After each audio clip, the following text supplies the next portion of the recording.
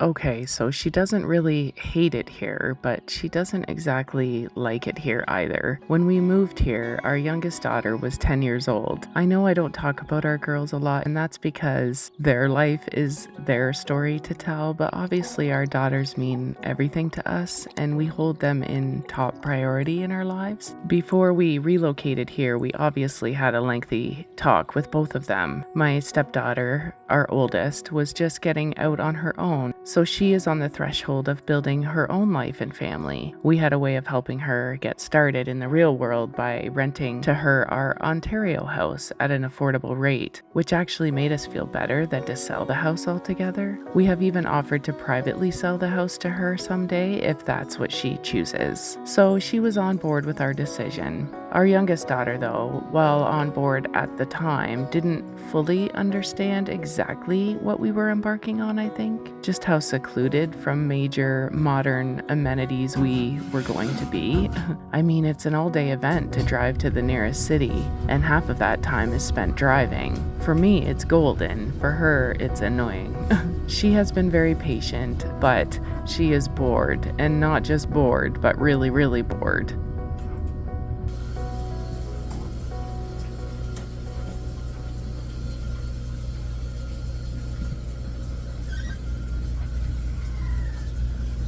Groomings today. Clean bedding day and bingo night.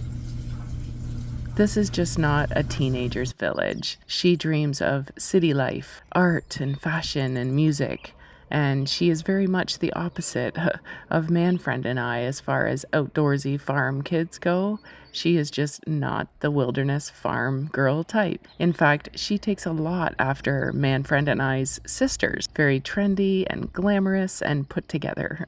This place is made for old people, Mom, as my daughter says. And you know what? I can't dispute that. When we first moved here, I heard a lot from the local folks that kids normally leave the island, go live their fun and adventurous life, and then they come back after they're 40 because they realize this is the actual way to go for the golden years, you know? Our youngest is just at the age now where she is thinking about her future, and she really has her sights set on going back to Ontario after high school. So we're going to help her chase that dream, and we will support our girls in any path that they walk. City life is fun. I did that once too, but you have to live to learn, and who knows, maybe she will be back someday.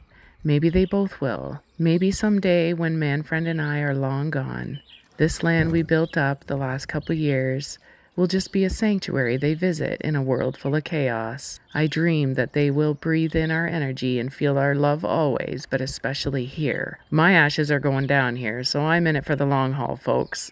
This is my heaven on earth, and I ain't going nowhere. All this to be said, it was a very busy week for me in the dog shop, and I was deep in thought during groomings about my daughter and her next steps. And you know what? I'm very excited for her. I don't think it's a bad thing to not want a wilderness, semi-off-grid RV cabin lifestyle. I mean, for a long while, it kind of actually bothered me, I think. Like, how could anyone not want this life? But I came to a realization this week, something I already knew, but it really came forefront in my mind. There was a time in my life I didn't dream at all about living outside the rat race. I actually loved the rat race for many years. The young professional with her own apartment in the city, playing baseball with her girlfriends after shift, living a young person's life put together in a suit with an important job and a car and a coffee pot. There are people who don't want this life. I understand that. Many locals tell us all the time how crazy they thought we were when we arrived. It wasn't just our friends betting that we would quit in a year. All eyes were on us, that's for sure. You have to make it on your own up here, or you won't make it. And you have to really, really want it, or you won't do it. You can either dream big and go for it, or just dream big. And I'll tell you what, no one's betting on our failures now, are they? Listen, don't hate the haters. They don't know what they don't know. Whew, all done for the week. That was a lot of grooming this week. Oh, and I call these my long weeks. The weeks that I work Saturdays are my long week. Coffee time.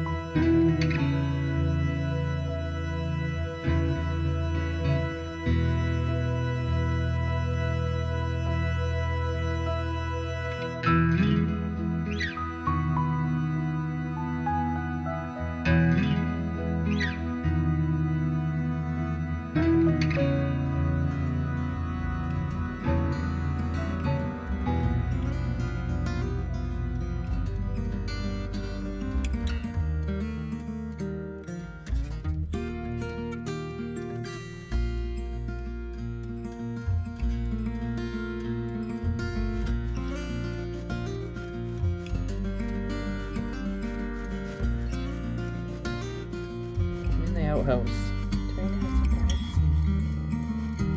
Trying to have some privacy.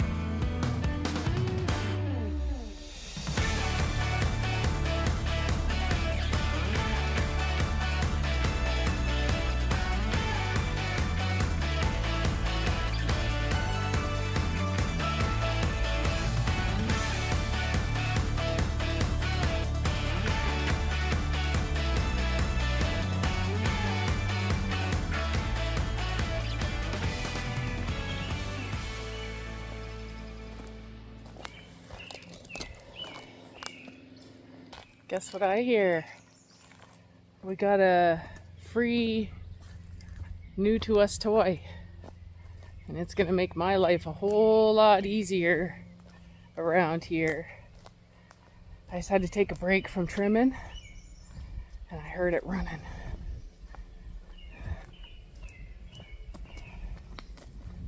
Let's see what's going on. It's getting hot. Oh yeah, oh, excited, check it out.